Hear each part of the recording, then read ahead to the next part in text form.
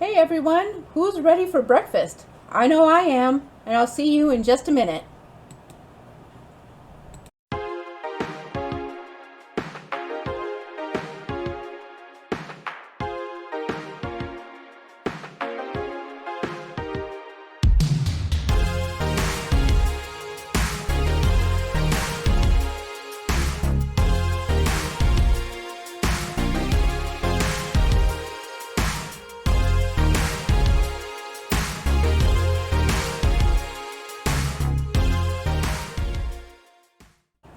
Hello everyone, welcome to the Radical Geek YouTube channel where every Monday, Wednesday, and Friday we upload videos, and every Sunday we host a live stream called Coffee Talk, and that is from 6:30 p.m. to 8 p.m. where we make a warm beverage. Most often it's coffee based, hence the name, and then we go over the history and origins, and often we pair this with a keto recipe, and then we chat amongst ourselves. So today though, we're going to be making a no-nuts cheese souffle in the air fryer, obviously keto. So we'll be getting started here. So let me quickly just go over my ingredients. Sorry, I lost track of myself there. It's early and I'm hungry. So I have 2 tablespoons of butter, 1/4 cup of pork rind crumbs, which you can either buy the Porking Good pork rind crumbs or Pork Panko brand crumbs, or just take pork rinds and food process them into a nice fine dust. I have 1 cup of Tillamook shredded cheddar. I have 3 eggs separated into the yolks and the whites. I have 4 buttered 1 cup ramekins, generously buttered. 3/4 of a cup heavy cream. 1 tablespoon of dried chives.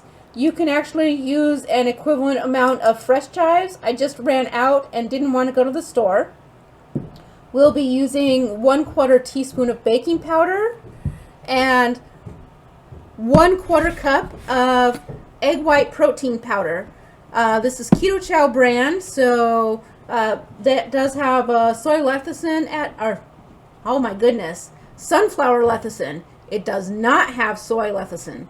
And you can absolutely just do another egg and use all egg whites, but I find like the egg white protein powder helps give the egg whites a little bit more firmness to it, and also helps with the lift and rise within the air fryer. So that is why we have that, as well as why we have the baking powder. The things you would normally get from a glutinous flour, which is a very non-keto ingredient and in pretty critical in the choux portion of souffles, just doesn't work here in the keto version. So here we are. So for starters, we're going to follow a semi-traditional, let me get some heat here on my pan, souffle method, because we're going to start by putting our butter in the pan and melting it down. So I have a little space where I put my refuse to take back to the dish area. So you put that in and you get your butter melting, and within that butter you're also going to put in your pork rind crumbs. Get those 2 items melted together. And it does sort of thicken because it's a lot of dry ingredient for not as much fat. Try to be patient with your butter so that you don't get it too browned. Not that brown butter is bad, it does taste delicious, but you'll find a gentler melted little paste here will make for a better souffle in the end. So it does take a second. And while I do like to pause a lot of times while we're cooking, I will tell you that we'll pause during the beating of the egg whites because that's annoying and takes a long time. But this just takes a couple seconds. And I want to show you how it starts looking as you melt it all together. So you sort of get like a little pork rind slurry. Let's see. There we go. So you bring it up and just give it a second. And then what you want to do, because you don't want to make scrambled eggs, is you want to put the heat down super low, really barely, well that was too low because I turned it off, there we go, super low, and you're going to slowly whisk in your egg yolks. Sounds a little bit crazy, but what it's going to do is give it a viscosity, and you want it to be more of a hollandaise saucy sort of viscosity. Don't add them in too quick because you don't want to create scrambled eggs.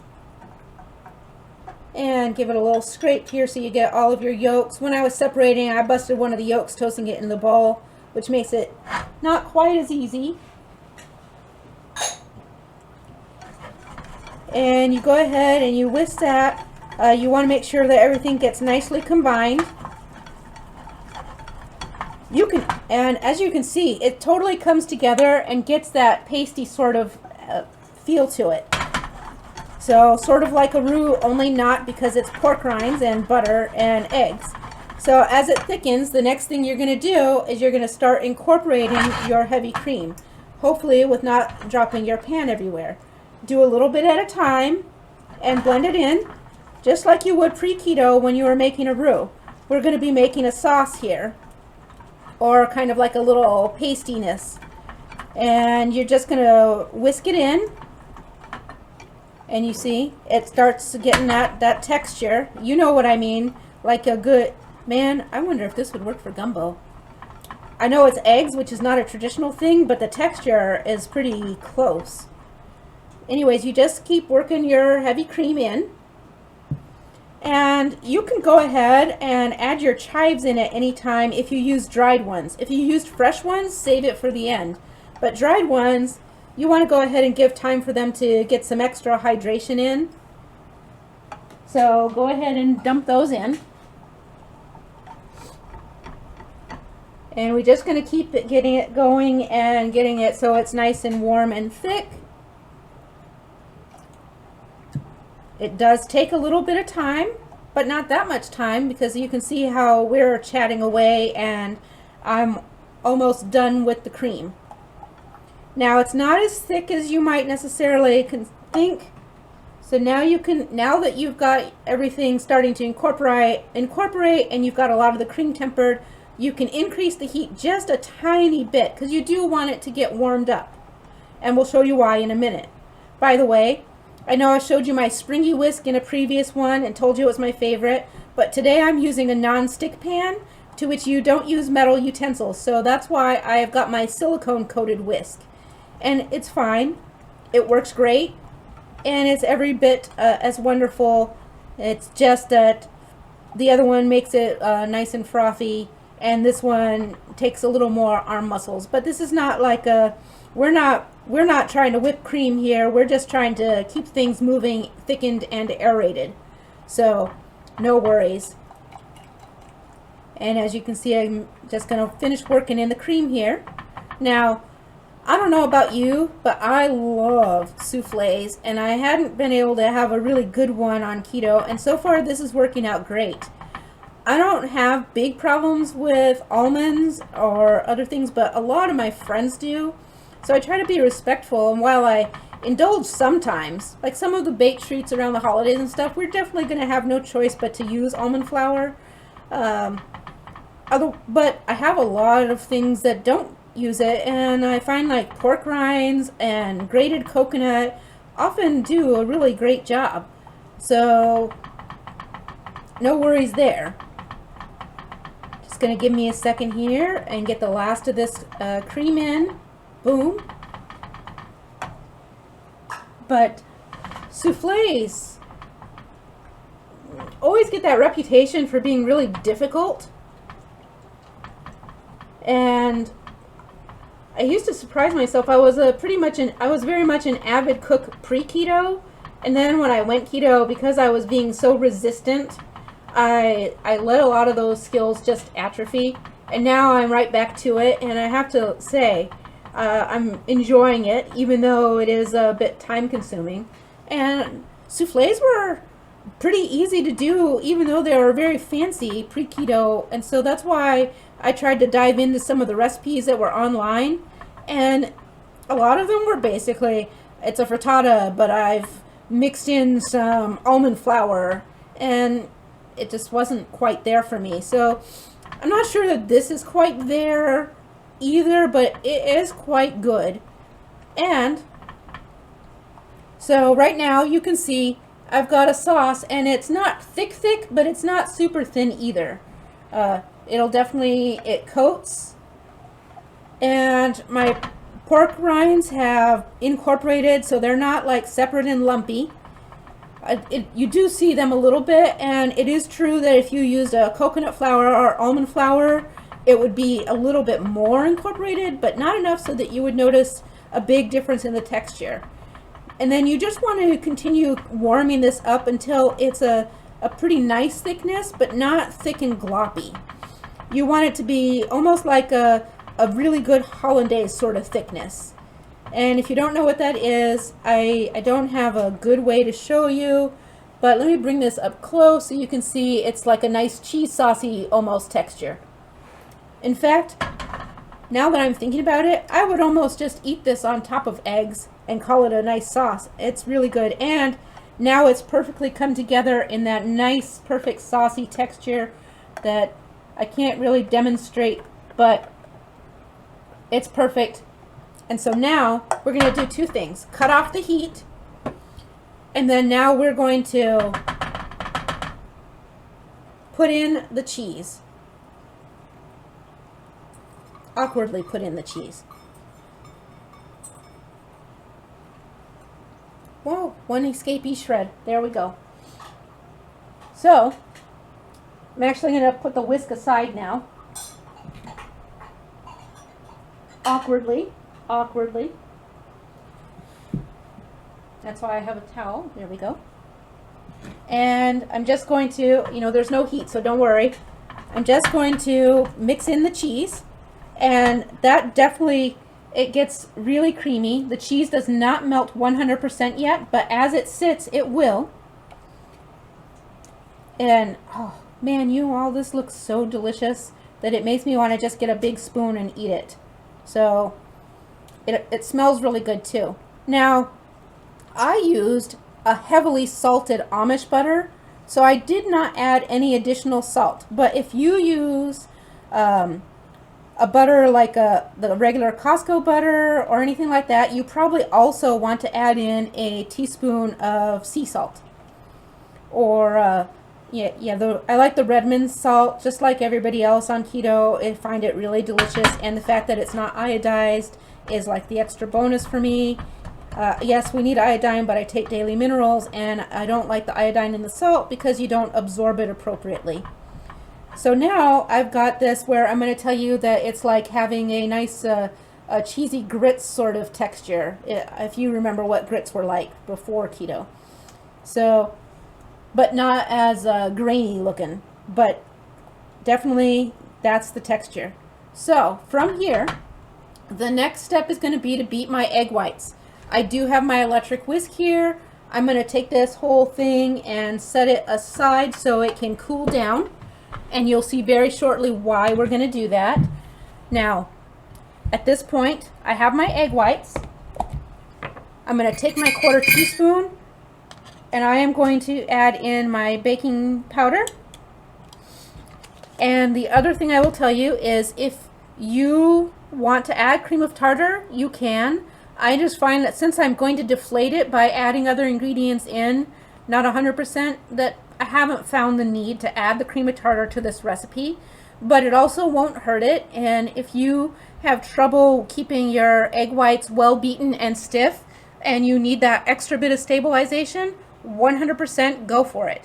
So what I'm going to do now is get ready to beat these together, and then I'm going to add in my 1/4 cup of egg white protein powder, and I'll be right back to show you the end result. So again, I already put them in my container, so I wasn't thinking all the way about it, but the Keto Chow egg white protein powder is really nice.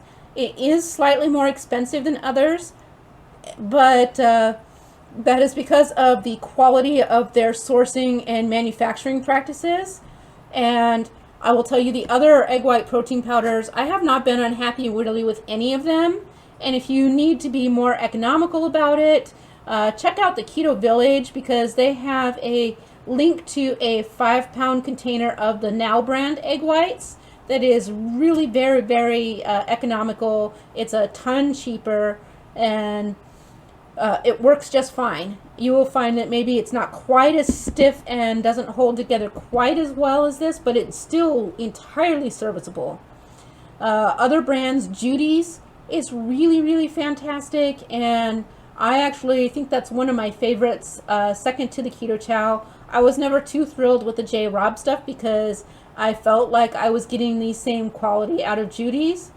But I am a big fan of the Keto Chow as a company and by their owners. So that is why I would recommend them as the highest level protein, egg white protein. So I'm going to go ahead and just give this a quick scoop before I start blending so I can throw it right in. And you can see I'm not having to be overly precise or anything like that. I just get myself my 1/4 cup and boom, done. So I'll see you in a minute with my beaten egg whites. Hello everyone, welcome back, and here we are. I've got my egg whites all beaten, and they are super stiff because of the egg white protein powder. And my next step, I've put my air fryer on to 350 degrees to preheat while we finish getting these set up. So you remember that sauce that we made earlier? What we're going to do now is, it's had time to cool off while we were beating the egg whites, and we are going to incorporate it. You start with just a little bit at a time into your egg whites. And actually, one thing you can do, which I should have done first but I didn't, is blend some of it in right in here to lighten up your sauce.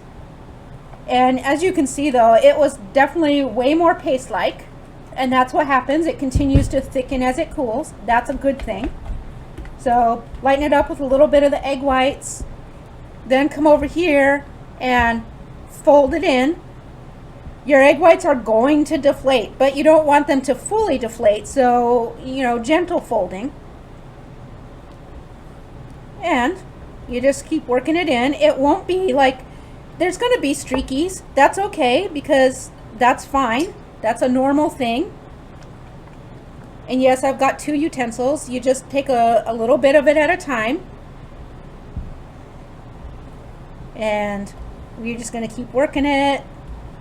You can see it's starting to smooth out and deflate a little bit, but not significantly slow. So it's got that nice cheesy streaky goodness in with the yolks and cheese and cream, so very unctuous. One thing that I didn't do today, because I'm gonna give one of these to someone who's not a big spice lover, I didn't add chili flakes. Now I want you to know that hatch green chili goes great in there, as do, if you really like it hot, Green Ghost is delicious. And if you like it smoky, UC Bibers, which are not always easy peppers to come by, so 50-50 if that's going to work out for you. I have to wipe my finger, I got some egg white on it. I think that I actually made an extra bit of batter today, so we might make more than 4, or I might have a leftover that I will deal with post video. It's supposed to make 4, and sometimes it does, and sometimes with the fluffiness of my egg whites, it just works out to being a little more. I did bring an extra ramekin down to make myself a large one. So here we are. I will show you up close. You see, you don't have to be like too gentle, but you can see it's fluffy. And here's how the batter looks. And from here now, we're just going to scoop it into our buttered ramekins. Feel free, be very generous. Give it a little knockdown.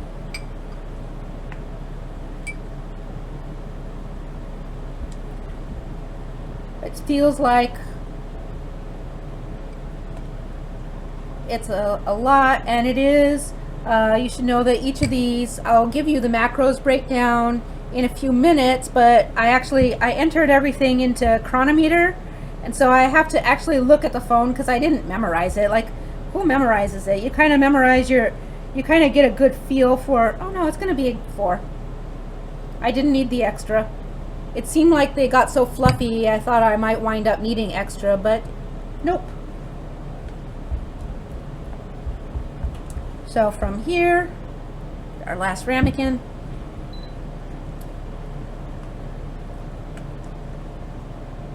And since my air fryer just beeped and said it was good to go, we're gonna get a little bit of a move on here.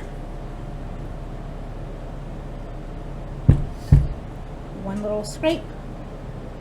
I know, yeah, I should use a spatula, not my fingers, but let's be honest, if you're at home, it might not be the thing you would do in a commercial kitchen, but it's absolutely something. I'm gonna scoop a little extra off of here, move it over here. This is not a pro kitchen, and while it may not be your standard best practice, it's the real thing, and you know that's how you are at home as well. So I don't recommend do as I do as I say, etc., etc. I guess I didn't need this. I was spot on with my measurements. And now you put these in your preheated air fryer. 1, 2, 3, and 4. And there we go. We leave them to cook, and then we take a little break and we enjoy our coffee while they cook. It's 15 minutes at 350 on air fry. A lot of devices have different modes like bake or roast or slow cook. I know mine has like 9 million. It even has a proofing option on it, and I have the Instant Omni Plus. So you can absolutely do these in any air fryer. You're looking at 350 for 15 minutes. You can also do them in the oven. I haven't done it because I hardly ever turn my oven on anymore because I have the air fryer and it's more convenient. I'll probably see if I can get that timing for you. I'll try that later in the week perhaps, and let you know in the comments how it works out. I would think you would still use you might bump the temperature up a little bit to 375, maybe even 400, but you'll still cook it around 18 minutes or so in the oven. And that's just a guess. It's not an instruction. I have to test it out to prove it out, but that's my first guess. So I'm going to take a little break here, drink my coffee while these cook off, and then I'll share the result with you. See you in a minute. Hello everyone, welcome back. The little ding just went off on my air fryer, and so are you ready to see these? So awesome. One of them kind of spread out a little extra right towards the front, but oh, I know you can't see it yet. I've got my little heated pads on. I'm gonna grab one. Check that out. Fluffy, delicious. It probably could have cooked a couple minutes less. So again, check your air fryer. Sometimes it takes a little more, sometimes a little less. It's very airy and light. They literally, I would say, now that I'm looking at it, I might try it again with 12 minutes or maybe 13.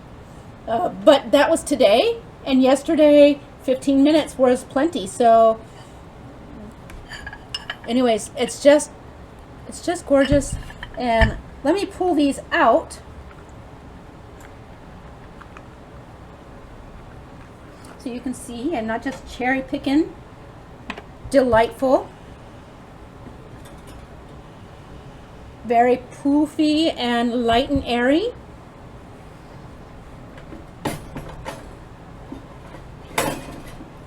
That's towards the back. I didn't want to burn myself, so I had to make it slide forward. And there you go. Yeah, another piece of perfection. Now what's going to happen is these souffles are in fact going to deflate a little bit, and that's all right.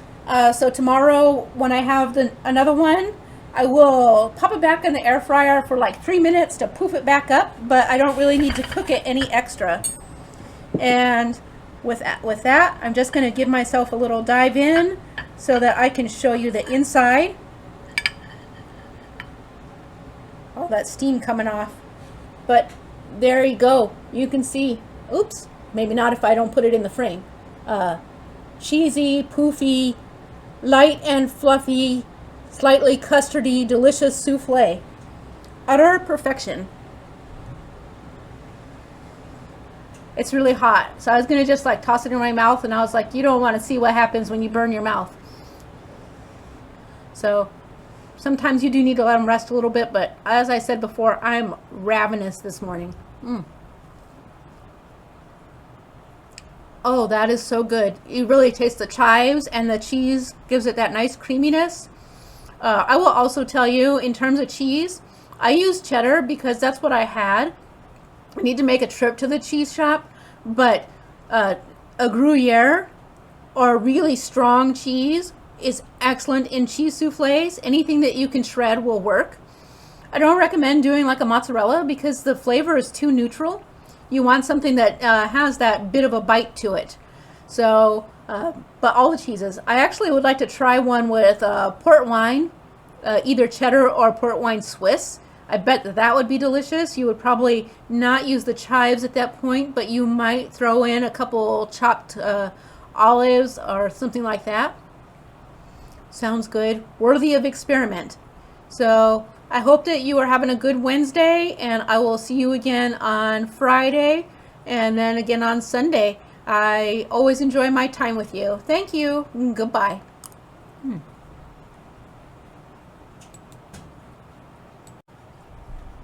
Oops, future Matre here. I've been working my way through the souffle when I realized that I didn't give you that macronutrient breakdown that I promised. So here we go.